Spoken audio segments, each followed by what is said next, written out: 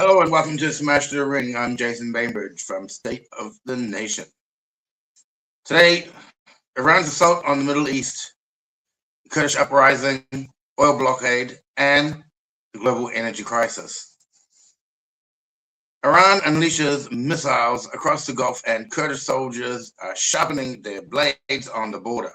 The world teeters on the brink of an energy catastrophe, while drone swarms draining superpower defenses to a stealthy oil embargo choking global economies. Even distant shores like New Zealand feel the shockwaves today.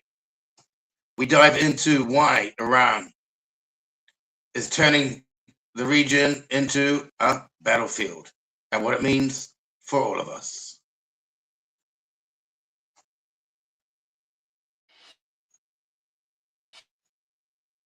Your neighbor's a stranger, your brother's a fool.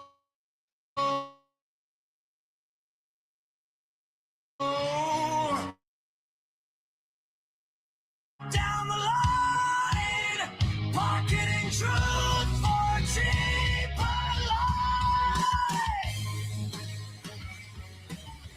So we got the wires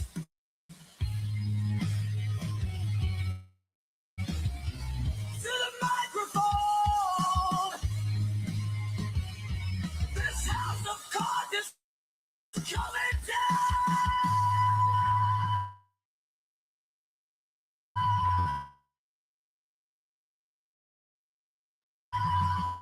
All right, here we go. The Kurdistan Freedom Militia consistently getting ready. They surprisingly consist of a large number of females, which is quite unusual.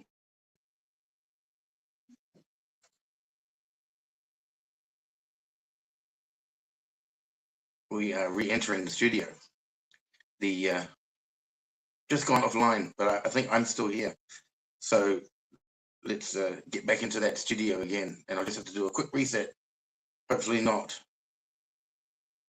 Okay, let's just turn off those functions. Okay, so we are back.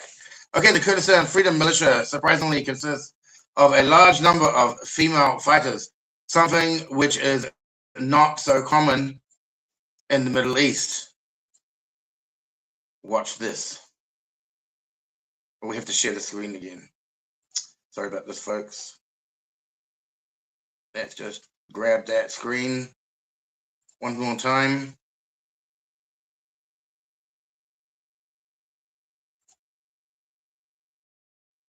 That one there. That one there.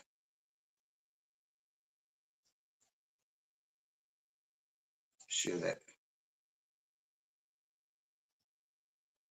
Okay, let's make sure that I am down at the bottom there. Sorry about that. I had to reset very quickly. Okay, we're good to go. This is the Kurdistan Freedom Party, PAK, Kurdish militant group fighting Iranian oppression. This is an all-female unit from there.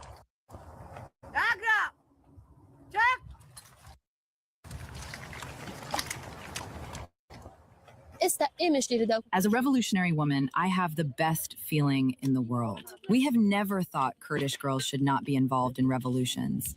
We have always fought shoulder to shoulder with men.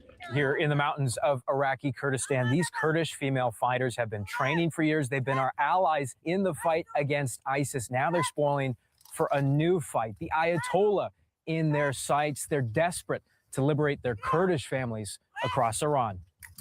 The regime has behaved brutally, not only against the Kurds, but also against its own people. Just 3 weeks ago, 20-year-old Galara was living a much different life in Iran. Then she saw it for herself. The regime's crackdown, Kurds and Persians alike massacred in the streets. She fled her old home to join this all-female fighting force. Intent on liberating the Kurdish minority towns she left behind. Before coming here, I was in the protests for 4 to 5 days. Now, with no doubt, our people here and in Iranian Kurdistan do not fear a war. When will you decide to go in to start the fight? First, I want to thank America for its position against the Islamic Republic and its crimes. Commanding this unit, 27-year-old Adila. She calls for an independent Kurdistan, a dream denied for generations. 40 million of her people have been subjugated and scattered across Turkey, Syria, Iraq, and Iran. I want America to attack the core of the Islamic Republic, to topple a regime that has committed all these crimes over 47 years requires outside support. Our struggle is ongoing, and Kurdistan's Free Army has been active inside the land, in Iran. Their unit, like the men's, holds here in the mountains, praying for the United States to start a war in the sky so they can start theirs on the ground.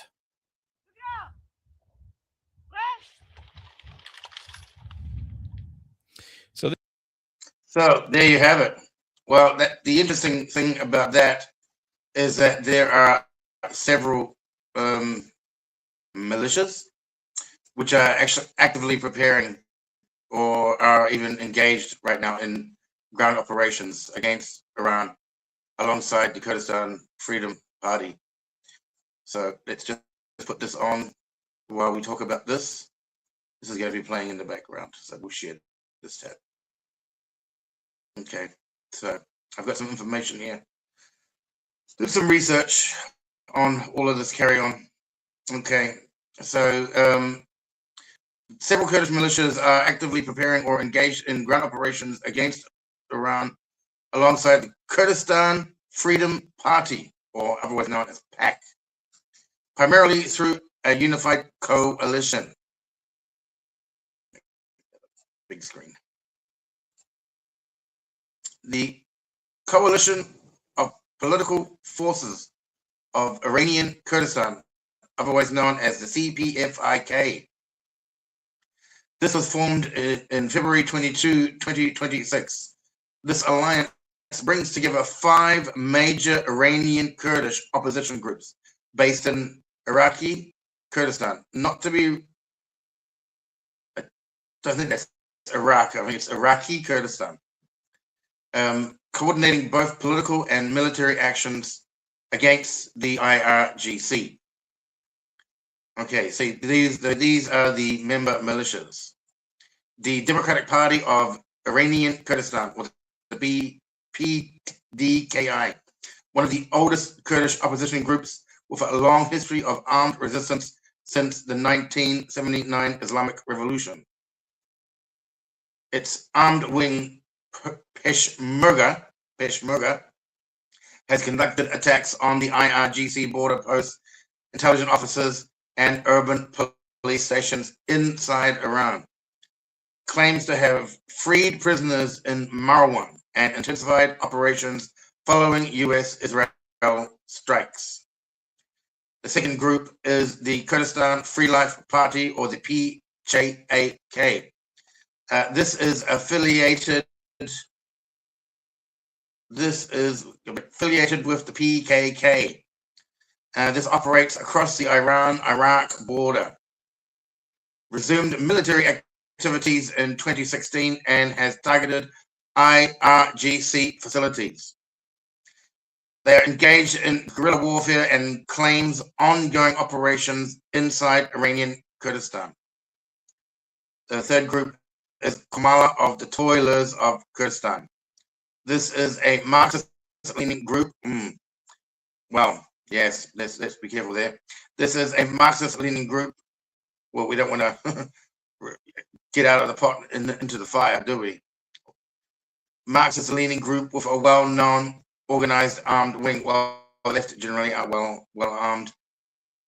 They have attacked IRGC positions and called on Kurdish soldiers in the Iranian army to defect. They operate training camps in northern Iraq and coordinates with other coalition members. The fourth group is the Organization of Iranian Kurdistan Struggle, or Kabat.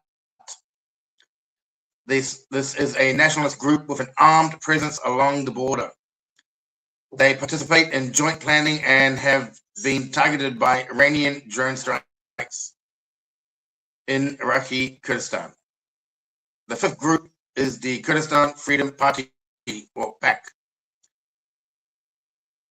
They have claimed responsibility for attacks on IRGC during the 2025-2026 protests. Okay, so this is the 30,000, apparently 30,000 genocided protests.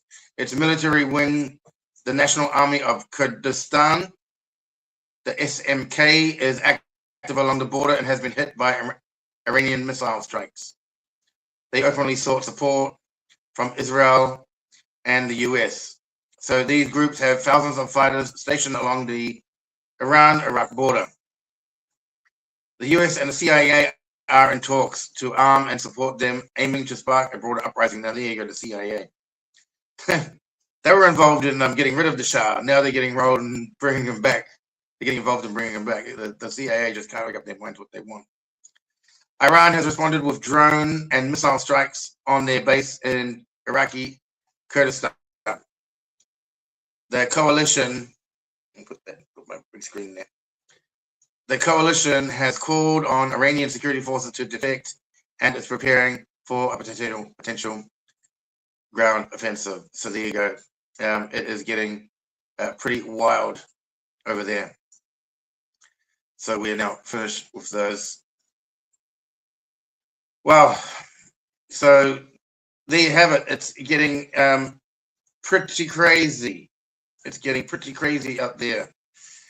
Now, the next part of this that we're going to go into is we needed to go through a sort of a lengthy explanation as to why Iran has chosen to attack, present this, has chosen to attack all of its neighbors, and we're going to go through a 3-part series, and I've also got more notes to add as well. So let's start off, and let's make sure that I go down to the bottom. For some reason, I have appeared on the side again, which is not where I want it to be. Oh gosh. Let's just put you into widescreen there until I sort that out. Okay, let's listen and watch.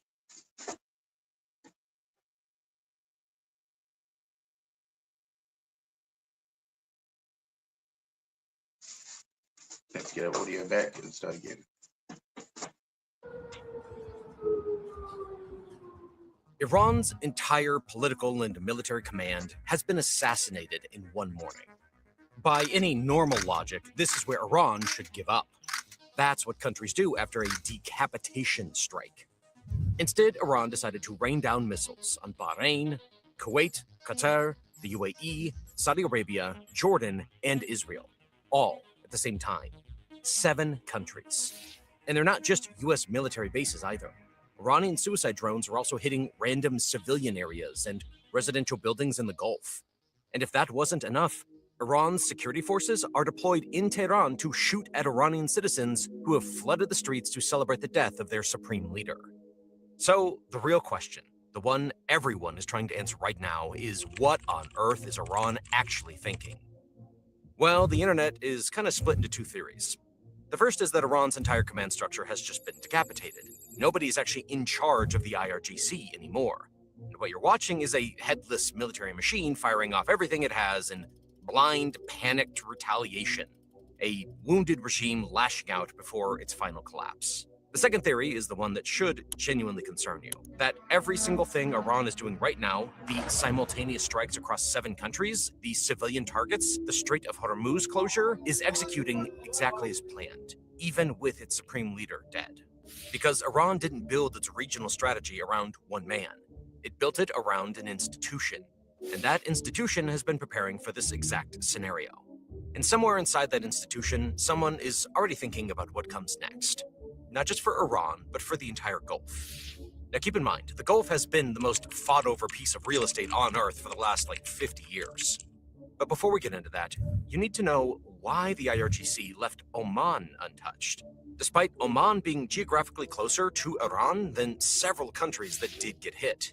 You see, Oman has spent years as the quiet back channel between Tehran and Washington, the one country both sides trusted enough to carry messages when they refused to talk directly. It brokered the secret talks that led to the 2015 nuclear deal. It's mediated prisoner exchanges. It hosted indirect negotiations throughout the last 12 days' war without being targeted. Even on February 27th, just one day before the strikes, Oman's foreign minister walked out of negotiations and told the world that a breakthrough had been reached, claiming that Iran had agreed to never stockpile enriched uranium. It agreed to full verification by the International Atomic Energy Agency. It also agreed to irreversibly downgrade its existing uranium stockpile to the lowest level possible. These were concessions Tehran had refused to make for years throughout multiple rounds of diplomacy. Yet, by the next morning, 200 Israeli jets were over Iran, hitting 500 targets. Iran had shown up to negotiate, made genuine concessions, and got bombed anyway. From Tehran's perspective, this signal from Washington and Tel Aviv couldn't have been clearer. There is no deal. There was never going to be a deal. And once you accept that, there's nothing left to hold back for. Now, look at what Iran actually decided to hit.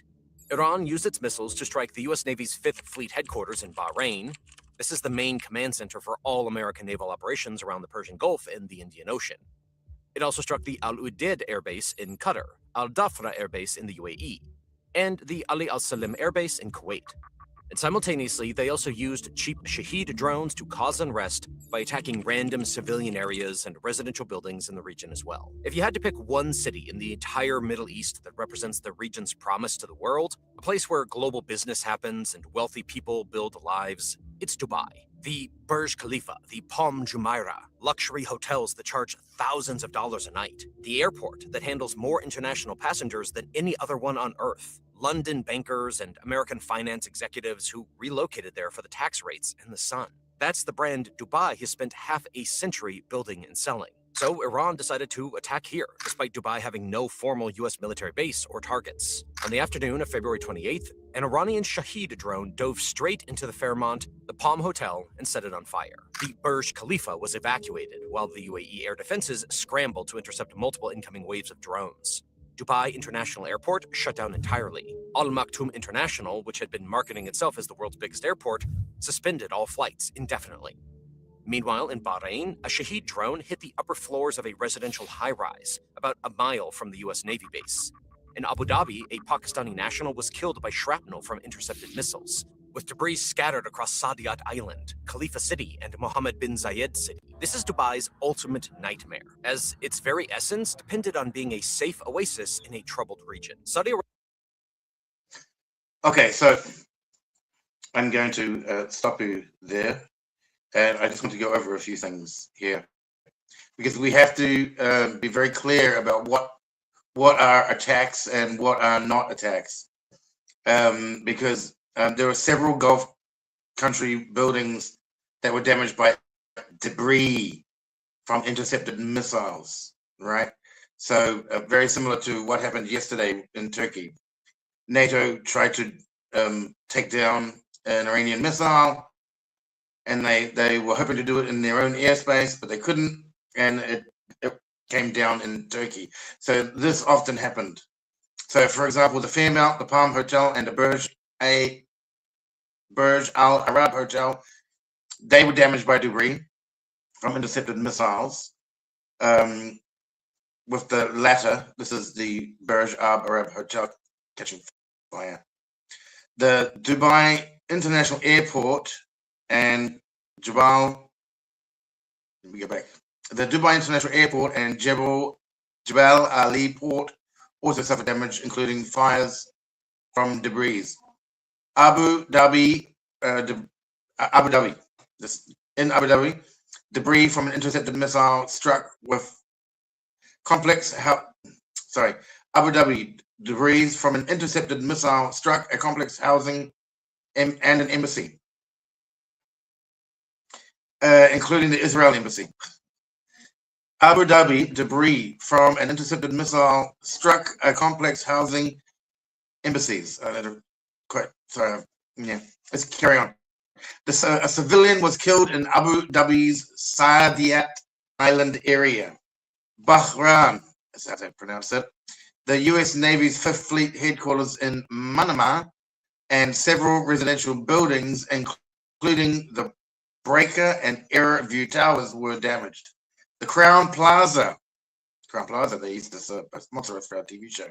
The Crown Plaza Manama Hotel also sustained damage. In Qatar, the Al Udeid Air Base was targeted and debris damaged areas in the capital, Doha, including an industrial zone. Okay, so there's quite a lot already. There's really quite a lot. In Kuwait, the Ali Al Salim Air Base was attacked with satellite imagery showing roof collapses, and the Kuwait International Airport was hit. These incidences highlight that while there were air defense systems in motion, some of these intercepted missiles caused falling debris, okay, and significant damage. But some were also strategic infrastructure hits across that Gulf region. Okay, so while there's no precise public estimate of the ratio, I tried to find out the ratio between the accidental damage from debris and the deliberate targeting of Gulf infrastructure by Iran. Available evidence suggests accidental damage from debris of intercepted missiles and drones caused collateral damage. So it was unfortunate, but it was the result of it. These are the fires. So the fires in the Burj Al Arab, the Fairmont, the Palm Dubai, etc. We've just discussed.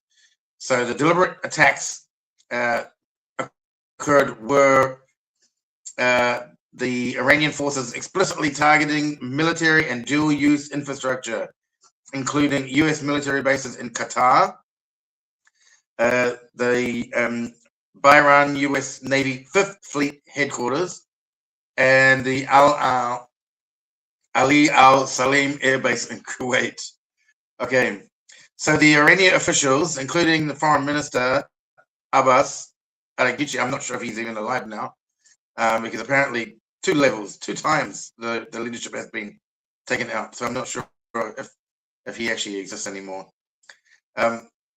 The Foreign Minister Abbas I'm probably going to butcher his name, Araghchi, claimed they are only targeting U.S. military presence, not Gulf nations themselves, implying civilian damage is unintended. However, these repeated strikes on airports, hotels, and energy facilities, such as in Dubai, Abu Dhabi, and Doha, suggest that they are occasionally strategically intending to damage economic and symbolic, this is the big thing, and symbolic infrastructure, which undermine the region's stability. This is the key there, the symbolism behind it. Okay, so while much of the civilian damage stems from debris, the pattern of strikes indicates a mix of deliberate and incidental targeting, and with Iran using both precision attacks and saturation tactics to pressure Gulf states into that are hosting U.S. forces. Now that saturation tactic, I actually touched on yesterday, and we're going to go into that a little bit later on in this podcast. Okay, so let's carry on with the second part of this. Okay, and we're going to talk about how the Gulf nations are responding. Arabia literally issued a public statement beforehand confirming it had given Iran a direct assurance that it wouldn't allow its territory to be used against Tehran, and Iran hit Riyadh anyway. The message to every Gulf monarchy watching smoke rise over Palm Jumeirah is simple. Your American security guarantee just painted a target on your capital. You want your skyscraper standing and your airports open? Then start pressuring Washington to back off. To understand why Iran thinks this pressure strategy can actually work, you first need to know more about the economic side of the Gulf. According to EIA data, Saudi Arabia is the single largest oil exporter, moving crude through the Strait of Hormuz, about 5.5 million barrels a day, roughly 38% of everything that flows through that waterway. Saudi Arabia is what's called OPEC's swing producer, the country that adjusts its output to stabilize global oil prices. When Riyadh decides to pump more, prices fall. When it cuts, prices rise. The entire global energy market bends to that single decision. And according to Colby Conley at Energy Intelligence, Around 70% of OPEC Plus spare production capacity, the reserve capacity the world relies on in a crisis, sits in the Gulf states. If you need to add supply to the market when something goes wrong, it has to come from here. There's also a financial architecture built around this. After the 1973 Arab oil embargo, which we'll get to in just a moment, the US and Saudi Arabia reached an understanding that Saudi Arabia would price its oil in US dollars. The surplus oil revenues would be recycled into US Treasury bonds. Washington guaranteed Saudi security in return. A classified version of this deal remained secret until 2016, when Bloomberg filed a Freedom of Information request with the National Archives. This arrangement promoted dollar use in global oil trading while creating steady, reliable demand for U.S. government debt. Today, roughly 80% of global oil transactions are still conducted in U.S. dollars. Then there's Qatar. Qatar is the source of virtually all the liquefied natural gas that flows through the Strait of Hormuz, about 1/5 of total global LNG trade. Since Russia was cut off from European markets in 2022, Qatar became the energy supplier of last resort for much of Europe. Germany, France, and Italy have all become increasingly dependent on Qatari LNG flowing through this strait. And then there's the UAE, Dubai, and Abu Dhabi together functioning as the region's financial hub. More than $500 billion in trade flows through UAE ports annually, and the country hosts more multinational corporate headquarters than any city outside of New York and London. Dubai has spent decades marketing itself as the neutral ground where East and West can do business without getting anyone arrested. That neutrality is worth billions of dollars a year. It's the reason companies base their regional headquarters there rather than Riyadh or Cairo. When that promise gets shattered by regional instability, those companies might start making different choices about where to headquarter. Iran knows all of this, which is why it's trying to force Washington's hand by hurting this regional economic narrative. In fact, the last time someone tried a tactic like this, it actually worked. Okay, so they tried it before. We're going to also discuss that in just a minute. But the question is, how have these nations actually responded? Right. So, accordingly, the Gulf nations have responded with unified condemnation, heightened defense measures, and warnings of retaliation. The Gulf Cooperation Council, or the GCC, including Saudi Arabia, UAE, Kuwait, Qatar, Bahrain, and Oman, the only word I'm actually pronouncing correctly, held emergency meetings and issued joint statements calling Iran's attack a blatant violation of sovereignty and a reckless and destabilizing escalation. Excuse me. Okay, they also stated a right to self-defense. All GCC states, along with Jordan and Iraq, affirmed their right to respond, with Saudi Arabia, the UAE, and Kuwait explicitly stating they reserve the right to retaliate. The UAE withdrew its ambassador from Tehran, signaling a major diplomatic rupture. Gulf states also brought the issue to the UN Security Council. That won't do much. Demanding accountability. The UN is pretty useless anyway. They're only there for making sure your kids are transitioning their gender and that you are included in diversity. Just try putting an application like this. You know, well, Tehran, are you being diverse enough? Defense posture. Countries activated missile defense systems, closed airspace temporarily, and hardened critical infrastructure. The Strait of Hormuz saw shipping disruptions due to safety concerns. And last night I saw a video from a real estate developer in downtown Dubai, and they were having a big party. So what you see on the internet, like it's all mass chaos, it's not really. I mean, all of these neighboring countries are aware that this is their tactic, and the IIGC is very mindful that if they push their luck, they're going to get their butt kicked by all of these countries. So it is posturing, and it's a very delicate balance. Okay, right. So attacks or debris on damaged airports, hotels, oil refineries, and LNG facilities, which prompted Qatar to halt the liquefied natural gas production. So there you go. And stock markets in Kuwait and Qatar slumped. All right, so what they do have is they have internal unity. The crisis has bridged recent rifts, notably between Saudi Arabia and the UAE, with Crown Prince Mohammed bin Salman and President Mohammed bin Zayed affirming solidarity. And that's what I said on our very first day back in this series of podcasts, is that they are kingdoms, including all the countries around the world, including America, including Canada. It's a kind of fiefdom, right? When you look at countries like China, it's a kingdom. You've got the kingdom of Cambodia, you've got the kingdom of Thailand, right? This is our traditional way, to be honest. We're only the countries that are no longer kingdoms are just replaced by wannabe kings who are run by banks. That's all it is. Cautious restraint. Despite anger, Gulf leaders are urging caution, with figures like Qatar's former PM, former Prime Minister, warning against being dragged into a direct confrontation that could escalate war. So they don't actually want to be dragged into direct confrontation, but they will if they have to. So that would, part of my report tomorrow, is the de-escalating that's happening at the moment, and I think there's been like a 70% reduction since day one to yesterday of Iranian missile firing. 70% reduction. So whether or not they're strategically just holding out or they're running out, I don't think they're running out, to be honest. I've taken a look at some of their underground cities. They've got massive amounts of cities. I think they've got way more bombs than the America figures they've got. I think they've probably got triple, quadruple, more.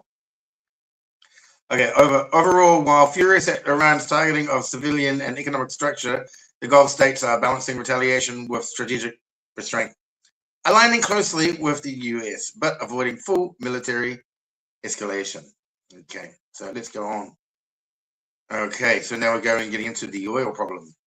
On October 19th, 1973, Egypt and Syria had launched a surprise attack on Israel 12 days earlier, the Yom Kippur War. Nixon had just requested $2.2 billion in emergency military aid to Israel from Congress. The moment that request hit the news, Saudi Arabia and the Arab members of OPEC proclaimed a total oil embargo on the United States. According to the Federal Reserve, the price of oil went from $2.90 a barrel before the embargo to $11.65 by January 1974, nearly quadrupling in under 4 months. Americans queued for gasoline in lines that stretched around city blocks. The U.S. imposed fuel rationing for the first time since World War II. Speed limits were lowered nationally. Gas stations ran dry midweek.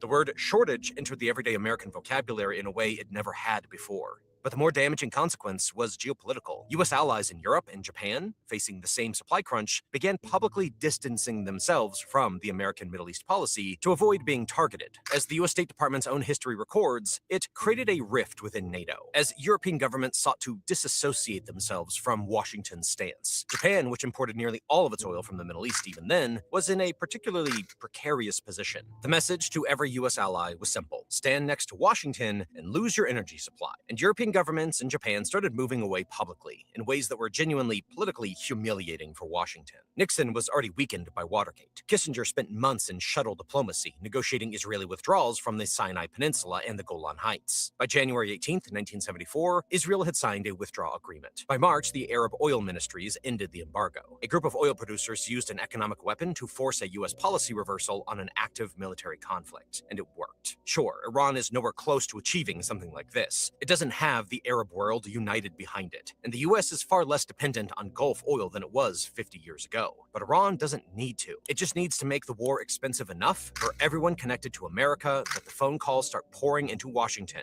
Tokyo, Seoul, New Delhi, and Brussels, all of them demanding de-escalation because their economies are bleeding. That's the play Iran is running right now. And to understand... Okay, so Let's talk about this. Okay, so what essentially is happening here is that Iran is attempting a de facto oil embargo this year by closing the Strait of Hormuz. Although it's not really coordinated, via OPEC and like 1973, but this time it's more a military blockade, and they're using fear for this. So what they've done is they've caused a de facto closure of the strait. They've halted oil and gas exports through the strait by using drone strikes on tankers, and they've threatened to, burn any ship attempting passage. So there are at least 4 tankers which have been struck at this time. God, imagine the oil slicks they're going to have. Shocking. And maritime traffic has dropped by 80%, with issuers cancelling war risk coverage. Insurers, sorry, not issuers. The insurers are actually cancelling their war risk coverage. It's amazing, these insurance companies, they love you until there's actually something that's really going on. Then they don't want anything to do with you. They'll take your money, but they don't want to give it back. Insurance companies. So they're operating this embargo via targeting Gulf energy infrastructure itself. So they've damaged Saudi Ras Tanura refinery, Qatar's LNG production, and the UAE ports, amplifying disruption. These guys have got some, what is it, big kahunas? They've got some kahunas, man, I tell you. Leveraging geography as well. That strait carries 20% of global oil and LNG, and making it the world's most critical energy choke point. So what are the consequences of this? Okay, so what we've just seen, I think we saw some modern, let's look at some modern day prices. So currently Brent crude, which is the most common, has jumped from $83 to $90 a barrel. Not so bad, but it has the potential to exceed 100 if the closure persists. There are 20 million barrels a day of oil, and 20% of global LNG are at risk. Okay, threatening security in Asia and Europe. So the economic fallout of this, let's go through a couple of examples. China, 50% of all imports via the Strait of Hormuz. And India face these supply crunches. So the 2 big populated economies. So the GCC economies lose vital export revenue, risking financial instability. Global inflation, there you go. Right, because of transportation. Transportation is going to cost a fortune. So all the prices are going to spike. And recession. These risks rise high due to fuel and transport costs.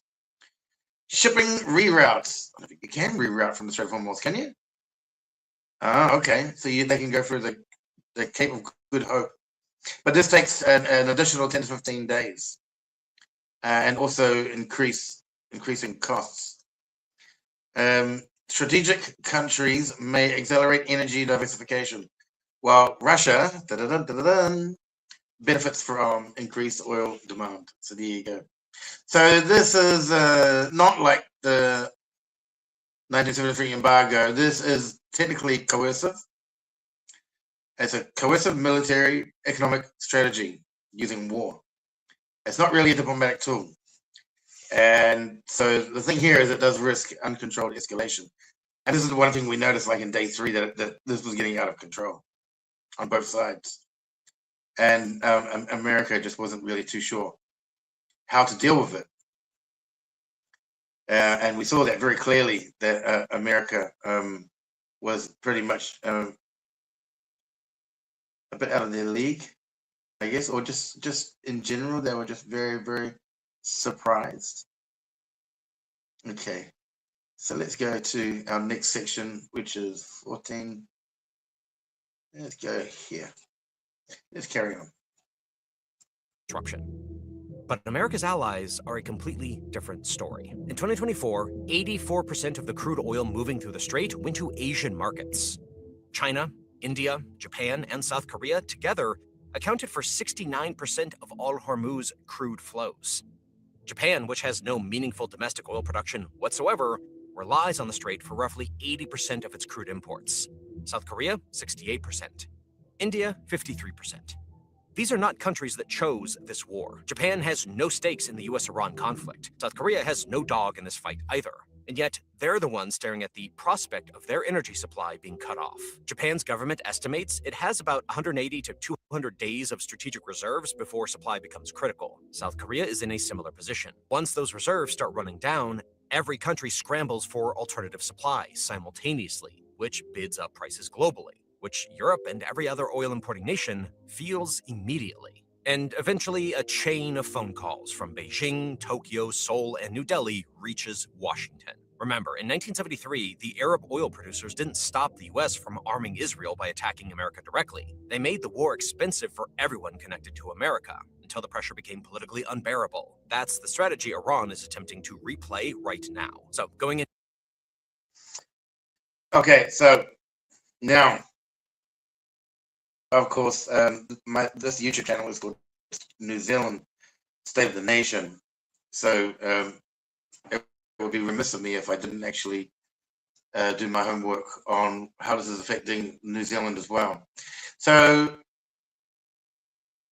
okay, so from my understanding, New Zealand is highly vulnerable to the Strait of Hormuz because it's completely relying on imported fuel since the 2022 closure of Marsden Point.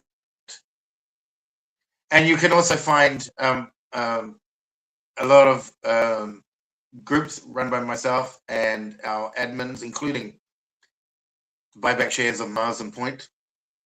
You can find them on YouTube. I'll link down there, but we were one of the first groups to start focusing on Marsden Point back in 2022, saying this is going to be a problem in the future. And so there you go, savant. Yeah, again. So let's talk about New Zealand. Okay, let's go through it methodically. Fuel supply chain at risk. New Zealand imports 100% of its refined fuels, petrol, diesel, jet fuel, from Singapore, South Korea, and Malaysia, all of which depend on Middle Eastern crude oil transported through the Strait of Hormuz. New Zealand has limited stockpiles. This country only holds 12 to 18 days of commercial fuel reserves, with a regulatory requirement of 21 to 28 days, which they don't. And we've been talking about that for a long time. Go down and search my channel, and you'll find a lot of discussion about this Marsden Point refinery problem. You just take a look at the channel. When you finish this video, go and look at the channel other videos. You'll see there's a lot of stuff that we've been doing. Most of them were actually live broadcasted on different channels, and I just copied them over. But I'm the host of most of them. Okay, so the government claims sufficient stock. No, they won't have it.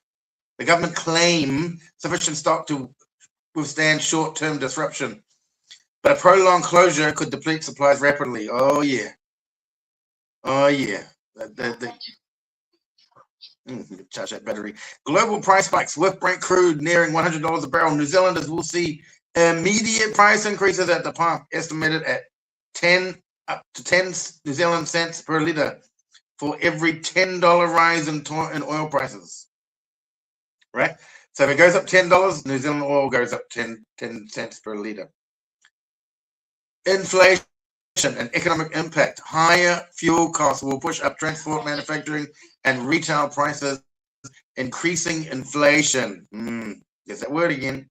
The Reserve Bank may respond with higher interest rates, slowing economic growth, and they're already crippled after the ridiculous response to COVID-19 by the Labour Stalin Party. strategic vulnerability as a price taker at the end of global supply chains. New Zealand ranks low in priority during global shortages. Unlike Australia, it has no domestic refining capacity. Now we're on the world stage for being stupid. How's that? And relies on offshore oil tickets through the IEA, which may not guarantee physical delivery in a crisis. Okay, what are the risks of rationing? If imports are disrupted for more than a few weeks, the country could face fuel rationing, prioritizing emergency services and food distribution. Well, New Zealand doesn't really take any notice of emergency services anyway. Look at the fire department. Ay, this country, I tell you. In short, no direct supply from the Gulf doesn't mean safety. Okay? New Zealand's energy security is deeply tied to global flows through Hormuz. Low battery, better charge that. Okay, you're gonna power off. Thank you. Save me from doing it. Okay, so 1526. Let's carry on, shall we? To February 28th, Israeli intelligence estimates put Iran's ballistic missile inventory at approximately 2,000. That number is actually remarkable because after last year's 12-day war, Iran had been knocked down to somewhere between 1,000 and 1,500 missiles, with only about 100 serviceable mobile launchers, down from 480 launchers before that conflict. But Iran spent the second half of 2025 rebuilding at a furious pace. Chinese companies shipped approximately 2,000 tons of sodium perchlorate to Iranian ports, running shipments through shell companies and commercial cargo vessels to evade sanctions. Underground missile cities, buried deep enough to survive airstrikes, kept production running regardless. Iran went into February 28th with a rebuilt, restocked arsenal. And now those missiles are sitting under a ticking clock. The entire point of Operation Epic Fury is to find and destroy them before they can be fired. But on the other hand, Iran seems to be trying to make use of its arsenal while it still has it. Iran's missiles don't have to cause extensive damage. After last year's war, the West and its allies are running dangerously low on interceptors. According to the Center for Strategic and International Studies, the US fired approximately 150 THAAD interceptors during last June's 12-day war alone. Each one costs roughly $10 million and takes years to manufacture in meaningful quantities. Standard military doctrine requires firing 2 or 3 interceptors at every incoming missile to maximize the odds of a kill. So if Iran launches 100 missiles in a single wave, you need 200 to 300 interceptors to stop them. Do that 3 or 4 times and the math gets very uncomfortable for the people defending Dubai, Riyadh, and Tel Aviv. And that's exactly where the Shahed drone comes in. These things cost around $50,000 each, which sounds like a lot until you realize the interceptor fire to stop one costs millions. Iran doesn't need the Shahed to destroy anything important, it just needs to keep launching them in waves, burning through interceptor stockpiles that already went into this conflict dangerously low.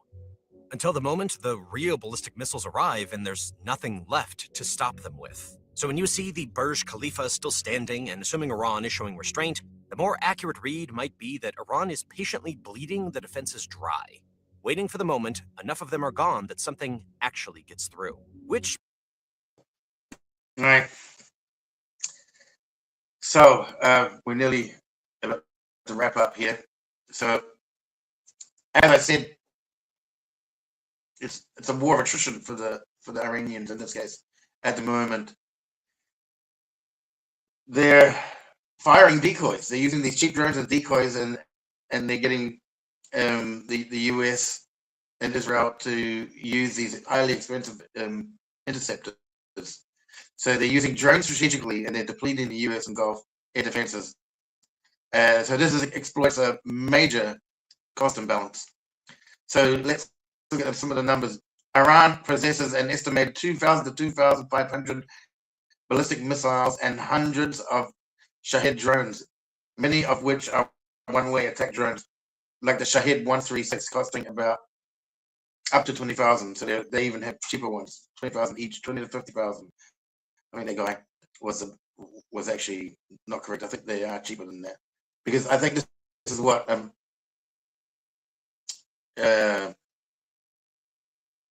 Russia versus Ukraine. I think the Ukraine have been using this system as well, using drones. Yeah, that's why they're getting through. So the US and the Gulf states are intercepting these with Patriot THAAD and SM-6 missiles, which cost 4 to 10 million per shot. Well, this guy said only 1 million, but yeah, you can do the math, you can research it. So anyway, millions. Okay, so there's quite a difference between the cost of their war. This creates a lopsided missile math. Iran can launch cheap drones in large numbers, forcing its adversaries to burn through expensive interceptors rapidly. Reports confirm US and allied stockpiles of interceptors are dwindling, which I talked about yesterday, with some Gulf states approaching critical depletion after just days of conflict. Iran's strategy is attritional. Is that word, war of attrition? Not to win outright, but to exhaust the defenses, increase the cost, and force a pause in the US-Israeli strikes. So this is what Ukraine has done. Yeah, and it says this mirrors tactics used by Russia in Ukraine, where Shahed-style drones called Jiran-2 overwhelmed Ukrainian defenses over time. Oh, actually, I thought it was the opposite. Okay, that's fine. But I think now it's in reverse. Okay, in short, Iran is using drones as force multipliers to stretch and drain the US and Gulf air defense capacity, turning the war into a battle of endurance. And this is where we're going to wrap up here. All right, so, well, we've seen how Iran's aggressive strikes across the Middle East, they're not random, I don't think. Okay, they're a calculation. And, yeah, they're using cheap drones. And they're enforcing a de facto oil embargo by blocking the strait, which this is crippling the energy and causing global prices to spike. You've got the Kurdish militias now activated on the ground there, which are only, I just noticed that yesterday, and it just trended. It just started trending, so I caught that in time. The fallout ripples far. There are a lot of vulnerabilities in places like New Zealand because of the supply chain and the closure of Marsden Point. I'm just going to post our Facebook group, buyback shares of Marsden Point oil refinery. Down there, you can take a look at the Facebook group. So I asked, I looked at some predictions, some potential predictions. These aren't my predictions, by the way. Okay, these are just generalized. All right, so if US arms and supports materialize for the CPFIK coalition, yes, these are the Kurdishes. Yes, these are the Kurdishes. You can expect the intensified ground operations inside Iran more and more increasing. This could potentially lead to widespread defections from Iranian forces and the emergence of autonomous Kurdish zones. Yeah, actually, I think that's probably going to be first. I think the surrounding areas are just going to start chewing into the own and just whittle it down.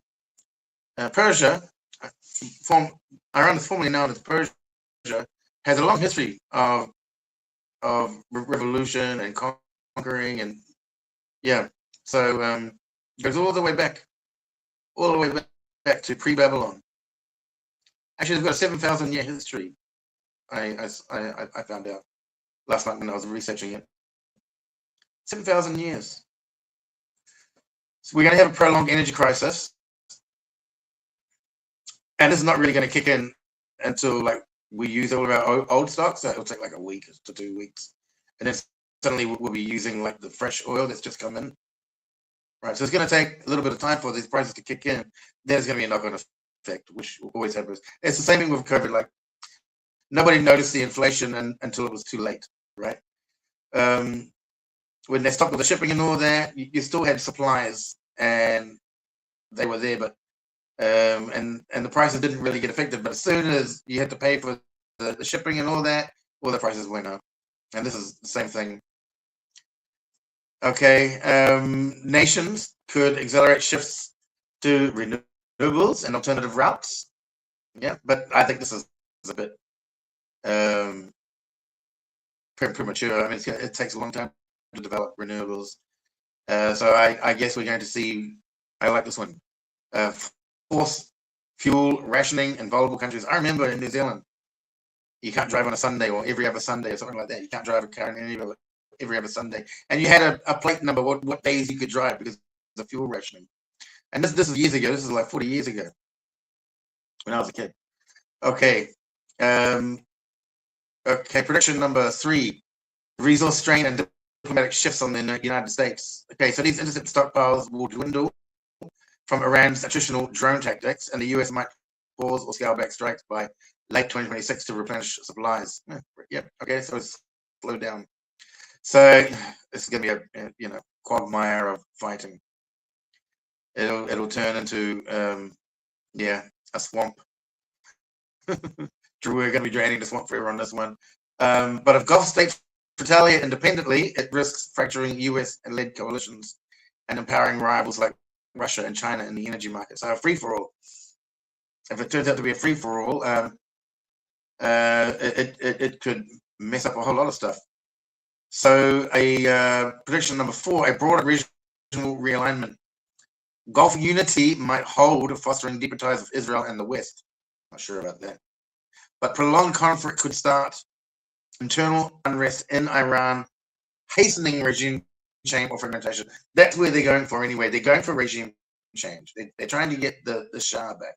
The reason he got kicked out, and that's what I'm going to deal on next. I'm going to deal with Iran and the history of the Shah. I'm going to deal with that in the next one, because there's a lot to unpack there. Okay. Conversely, if Iran sustains this pressure without collapsing, it could embolden proxy groups like the Houthis, extending instability to the Red Sea and beyond, with potential knock-on effects like increased migration, terrorism risks globally. So that's it. That's it from me. It's kind of wild. It's kind of crazy. It's a wild, wild world out there. Be careful. Stay out of trouble. I tell you what. I am out of here, and I'll see you in the next one. Jason Bainbridge for New Zealand State of the Nation on Smash the Ring.